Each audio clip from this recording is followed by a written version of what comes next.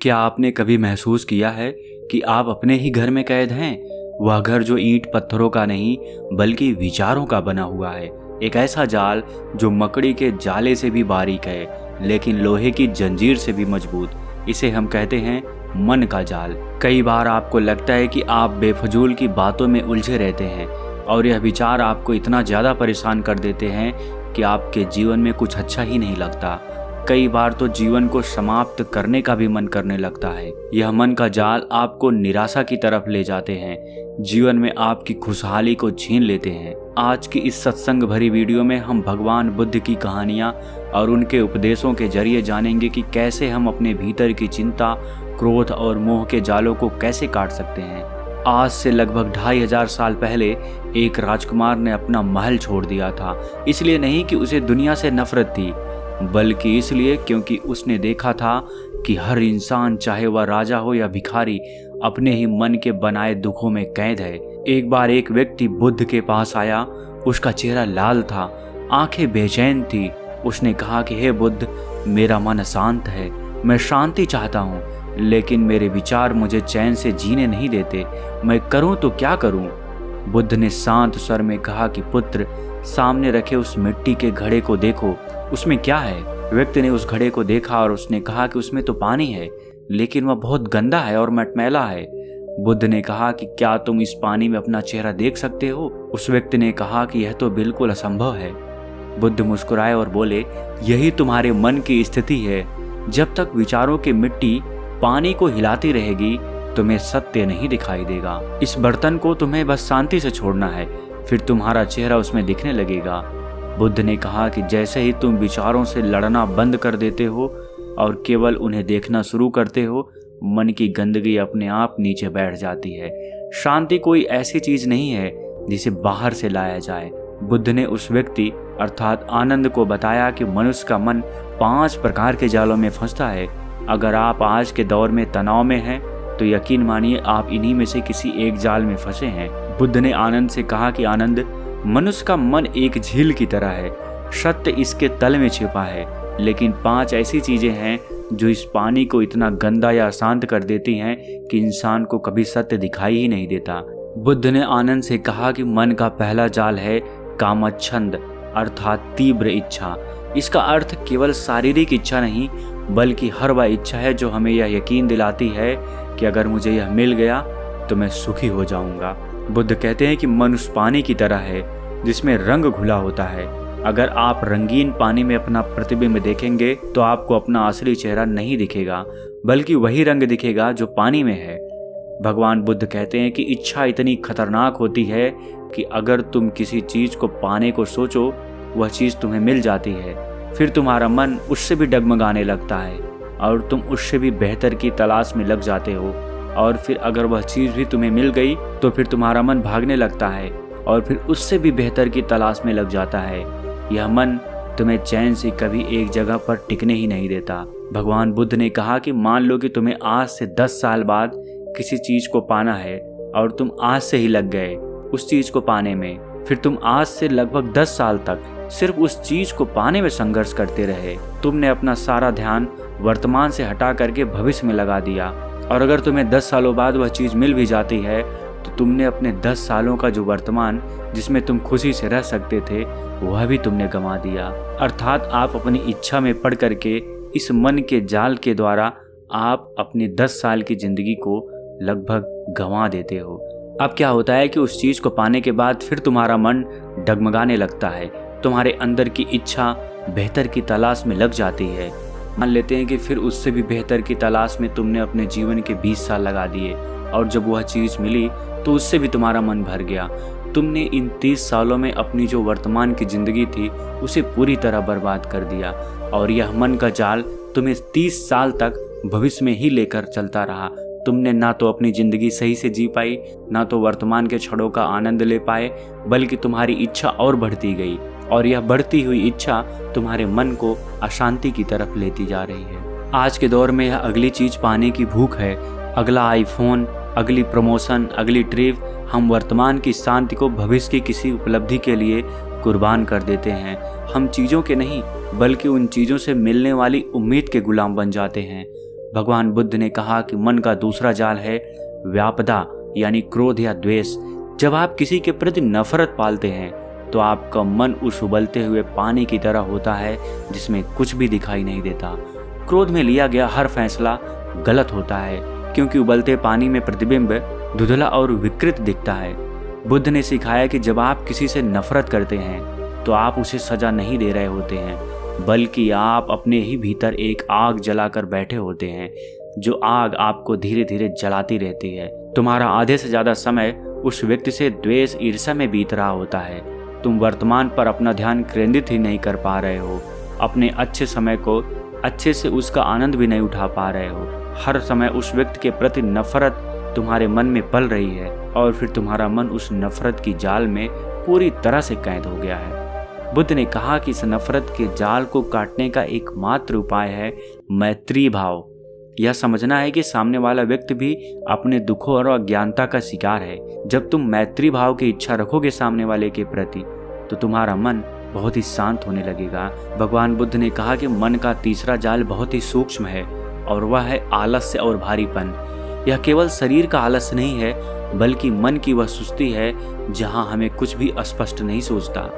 बुद्ध कहते हैं कि जिस भी व्यक्ति के अंदर आलस्य है वह जीवन में कुछ कर ही नहीं पाता। वह सिर्फ और सिर्फ बड़े बड़े ख्वाब देखकर उन ख्वाबों के जालों में फंसता जाता है। दिन रात उन्हीं ख्वाबों में वह डूबता रहता है। उसके वह ख्वाब उसे कुछ करने ही नहीं देते। वह अपने मन के जाल में कैद होता चला जाता है। जैसे कोई जमे पानी में आप नीचे नहीं देख पाते, वैसे ही सुस्त मन में कोई प्रेरणा नहीं बचती। इंसान टाल मटोल करने लगता है। बुद्ध कहते हैं कि आलस्य मन की कैद है। इससे बचने के लिए शरीर को नहीं संकल्प को जगाना पड़ता है। छोटे छोटे जागरूक काम आपके आलस्य को हटाना शुरू कर देते हैं और आप अपने संकल्प के जरिए इस आलस्य और सुस्ती भरे मन के जाल को काट सकते हैं। भगवान बुद्ध आगे कहते हैं कि मन का चौथा जाल है बेचैनी और चिंता। भगवान बुद्ध कहते हैं कि बेचैनी और चिंता मन के इतने खतरनाक जाल हैं कि यह इंसान के समय को तो बर्बाद करते ही हैं, साथ ही साथ यह सब उसके मन को और शरीर को भी बर्बाद कर देते हैं। अगर कोई भी इंसान इस जाल में फंस जाता है तो वह जल्दी निकल ही नहीं पाता। चिंता मनुष्य को चिता के समान जलाती रहती है और मनुष्य अंदर ही अंदर जलता रहता है। भगवान बुद्ध कहते हैं कि मन कभी एक विचार से दूसरे विचार पर बिना रुके भागता है, जैसे कोई बंदर एक पेड़ से दूसरे पेड़ पर छलांग लगा रहा हो। यह उस पानी की तरह है जो हवा के कारण इतना हिल रहा है कि उसमें आपका चेहरा भी देखना नामुमकिन है। चिंता भविष्य की होती है और पछतावा अतीत में। भगवान बुद्ध कहते हैं कि अगर तुम्हें इस चिंता और बेचैनी से भरे मन के जाल से मुक्ति पानी है तो तुम्हें वर्तमान में जीना होगा और आने वाले भविष्य के संकट को लड़ने के लिए वर्तमान में तुम्हें जीकर परिश्रम करना होगा। अगर तुम्हारा वर्तमान अच्छा है तो भविष्य अपने आप अच्छा होगा। तुम्हारे यह सोचने से कि भविष्य मेरा अच्छा हो जाए, भविष्य में क्या होने वाला है, यह सब बेफजूल के विचार हैं। तुम्हारे सोचने से तुम्हारा भविष्य नहीं बदलने वाला है। अगर तुम आज और अभी इसी वक्त में खुश होकर जीते हो, मेहनत करते हो, तो तुम्हारा भविष्य अपने आप अच्छा होने लगेगा। भगवान बुद्ध ने कहा कि अगर तुम अभी और इसी वक्त में नहीं जी रहे हो तो तुम कभी भी इस जाल से मुक्ति नहीं पा पाओगे। भगवान बुद्ध कहते हैं कि जो व्यक्ति यहाँ और अभी में नहीं है वह हमेशा इस जाल में फंसा ही रहता है। भगवान बुद्ध कहते हैं कि पांचवा और सबसे खतरनाक मन का जाल है संदेह करना, खुद पर शक करना, अपनी क्षमता पर शक और सही रास्ते पर शक। बुद्ध इसे कीचड़ भरे पानी की तरह बताते हैं जिसे अंधेरे में रखा गया हो। जब आप दुविधा में होते हैं तो आप कभी अपने कदम आगे नहीं बढ़ा पाते। क्या मैं यह कर पाऊंगा, क्या ध्यान से कुछ होगा, ये विचार आपको बांध लेते हैं। बुद्ध ने कहा कि संदेह को मिटाने का एकमात्र तरीका है अनुभव। जब आप छोटे कदम उठाते हैं और परिणाम देखते हैं तो संदेह की मिट्टी अपने आप बैठने लगती है। बुद्ध ने समझाया कि जब ये 5 जाल हट जाते हैं तो जो बचता है वह मुक्ति कहते हैं। जब मनुष्य को समझ आता है कि दुख बाहर की दुनिया में नहीं बल्कि मन की इन अवस्थाओं में था।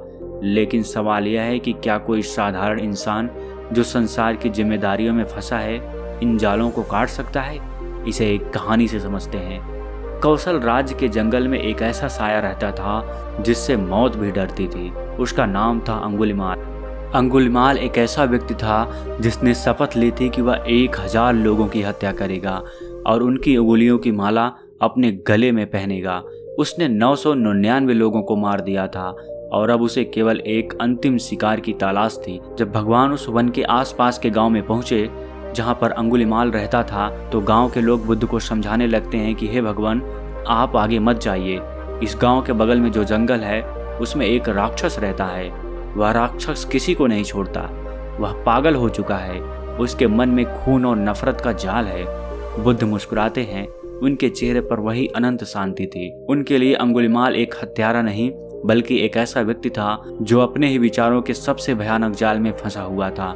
बुद्ध धीरे धीरे उस गांव से जंगल की तरफ आगे बढ़ जाते हैं। जंगल के बीचों बीच पहुंचने पर अंगुलिमाल उनको देखता है और चिल्लाता है। वह अपनी तलवार निकालता है और चिल्लाते हुए बुद्ध की तरफ दौड़ता है। वह पूरी ताकत से भाग रहा है, लेकिन बुद्ध बहुत ही सहज और धीमी गति से चल रहे हैं। अंगुलिमाल बहुत तेजी आवाज में बुद्ध को आवाज लगाता है कि हे सन्यासी, रुक। फिर बुद्ध थोड़ा और आगे बढ़ते हैं। अंगुलिमाल गुस्से में आकर के बोलता है कि सन्यासी, तुझे डर नहीं लगता कि मैं तुझे बार बार बुला रहा हूँ कि रुक जाओ, तू रुकता क्यों नहीं है? फिर बुद्ध रुकते हैं और कहते हैं कि अंगुलिमाल, मैं तो कब का रुक चुका हूँ, तुम ही हो कि नहीं रुकते हो। यह वाक्य बिजली की तरह अंगुलिमाल के कानों में गूंजा। वह ठिठक गया। यहाँ पर मैं आपको बताना चाहता हूँ कि इसका अर्थ केवल चलना बंद करना नहीं था, बल्कि बुद्ध कह रहे थे कि उन्होंने अपनी भीतर की इच्छाओं और क्रोध और हिंसा के चक्र को रोक दिया है। अंगुलिमाल गुस्से में कहता है कि सन्यासी, तुम यह क्या कह रहे हो? बुद्ध अंगुलिमाल की आंखों में देखते हुए कहते हैं कि अंगुलिमाल, मैंने संसार के प्रति हिंसा को रोक दिया है। मैंने मन के उन जालों को काट दिया है जो मुझे भागने पर मजबूर करते थे। लेकिन तुम अपनी नफरत के पीछे भाग रहे हो। तुम अपनी प्रतिज्ञा के पीछे भाग रहे हो। तुम्हारा शरीर खड़ा है पर तुम्हारा मन नरक की ओर दौड़ रहा है। उस एक पल में अंगुलिमाल के गले में लटकी उंगलियों की माला उस बेड़ियों जैसी लगने लगी। उसे एहसास हुआ कि वह अब तक शिकारी नहीं बल्कि अपने ही अहंकार का शिकार था। वह बुद्ध के चरणों में गिर पड़ा और फूट फूट कर रोने लगा। बुद्ध ने उसे अपने संग में शामिल कर लिया, लेकिन समाज उसे इतनी जल्दी माफ करने वाला नहीं था। जब वह भिक्षा मांगने निकलता तो लोग उस पर पत्थर मारते, गालियां देते, उसका शरीर लहूलुहान हो जाता। बुद्ध ने कहा कि पुत्र, इस दर्द को सह लो। यह तुम्हारे कर्मों का फल नहीं बल्कि तुम्हारे पुराने जालों की आखिरी कड़ियां हैं जो टूट रही हैं। जिसने अपने भीतर के युद्ध को जीत लिया, उसे बाहर के पत्थरों से कोई फर्क नहीं पड़ता। बाद में अंगुलिमाल को मोक्ष की प्राप्ति होती है। अंगुलिमाल की कहानी हमें यह सिखाती है कि कोई भी इंसान, चाहे उसने कितने भी गलत काम क्यों ना किए हो, वह कितने भी बुरे विचारों से क्यों ना घिरा हो, वह बदल सकता है। मन के जाल जितने मजबूत दिखते हैं, वास्तव में वे उतने ही कमजोर होते हैं।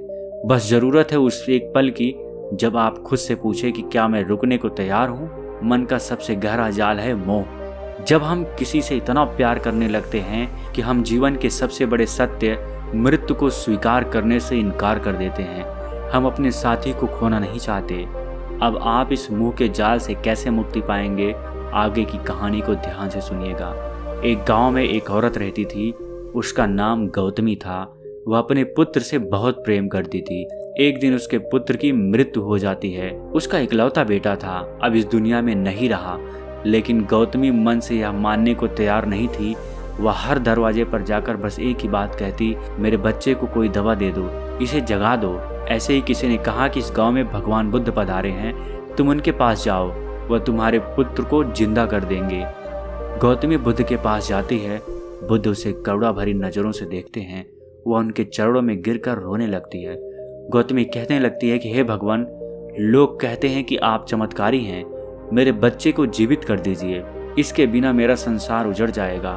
बुद्ध चाहते तो उसे दर्शन समझा सकते थे, अच्छी अच्छी बातें समझा सकते थे, लेकिन वे जानते थे कि शोक में डूबा हुआ मन तर्क को नहीं समझता, उसे अनुभव चाहिए था।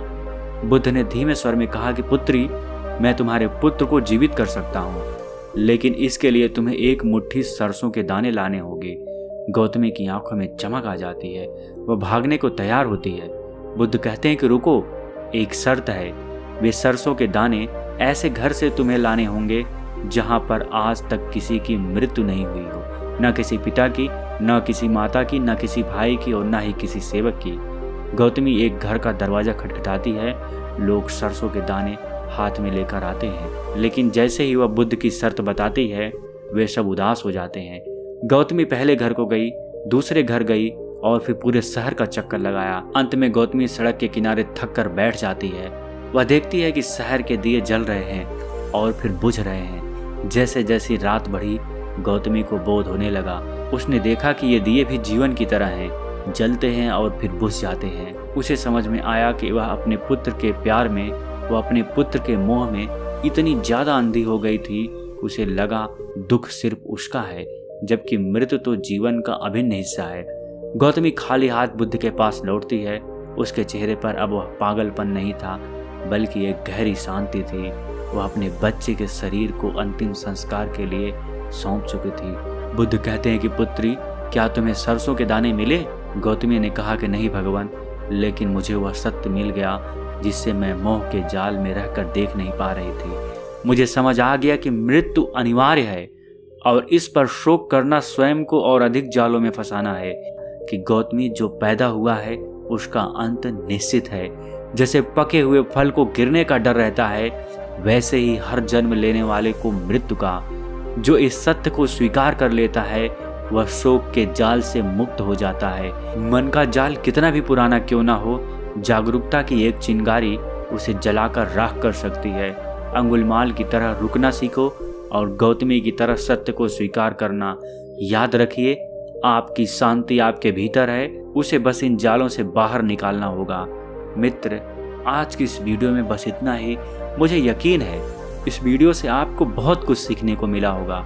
और अगर आप पहली बार हैं तो हमारे इस सत्संग से जुड़ने के लिए इस चैनल को सब्सक्राइब करना मत भूलिएगा। परमात्मा आपको और आपके पूरे परिवार को खुशी और प्रसन्न रखे।